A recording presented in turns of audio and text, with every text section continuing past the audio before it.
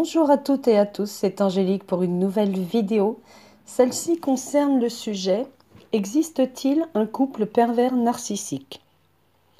Mais avant cela, j'aimerais vous faire part d'une nouvelle chaîne sur YouTube qui vient de se mettre en place.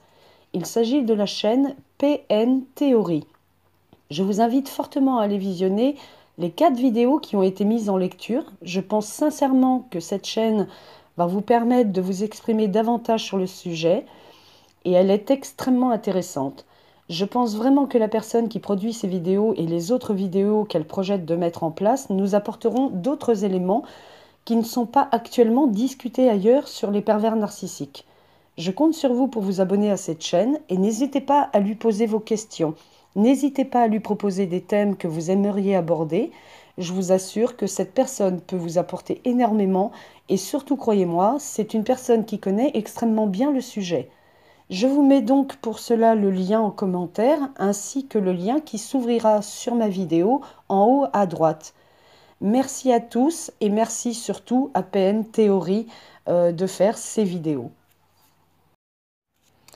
Alors, il existe effectivement des couples pervers narcissiques. On a souvent entendu parler des dégâts que cela a produits sur ceux qui ont pu se sortir de cette situation. Il y a donc bien la possibilité que 2 pervers narcissiques vivent ensemble et pour eux, et malgré la perversion de l'un et de l'autre, ils estiment qu'ils s'appartiennent. Et on peut estimer que pour eux, c'est à la vie, à la mort. L'amour n'existe pas pour eux. Leur seul lien est la perversion. C'est normal puisque l'amour pour le pervers narcissique n'a pas de sens. Il se sert de cela uniquement dans le but d'exploiter au mieux sa future victime et d'obtenir satisfaction dans ce vide qu'il veut combler avant tout. Le pervers narcissique pense toujours à lui en premier. L'autre n'est rien. Dans le couple des pervers narcissiques, il y aura une alternance des rôles.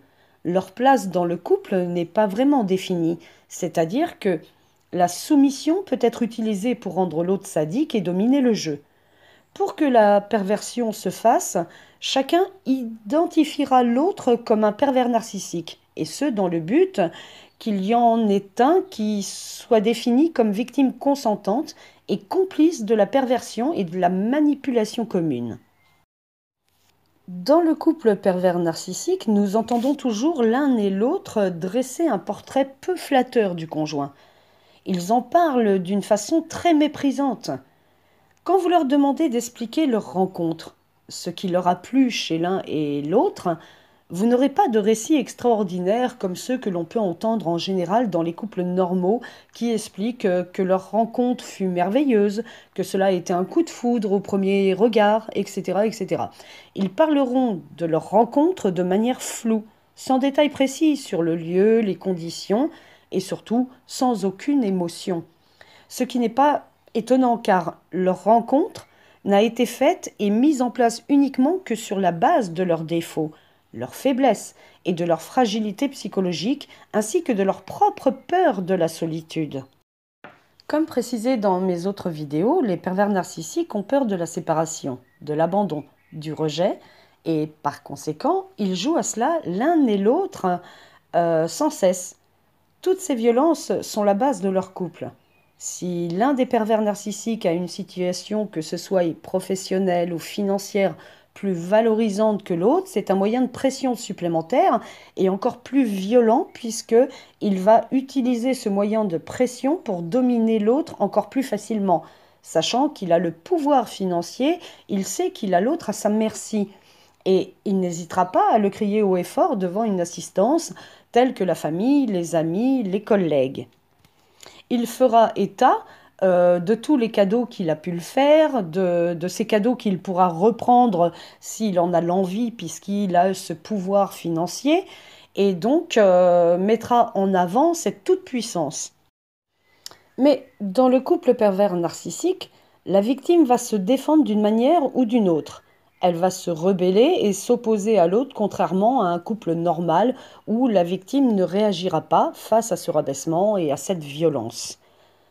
Il est fortement déconseillé aussi de s'interposer entre ces deux pervers narcissiques en pensant peut-être, si on est témoin d'une scène violente entre eux, de les aider à se calmer, de les aider à faire en sorte qu'ils arrondissent les angles.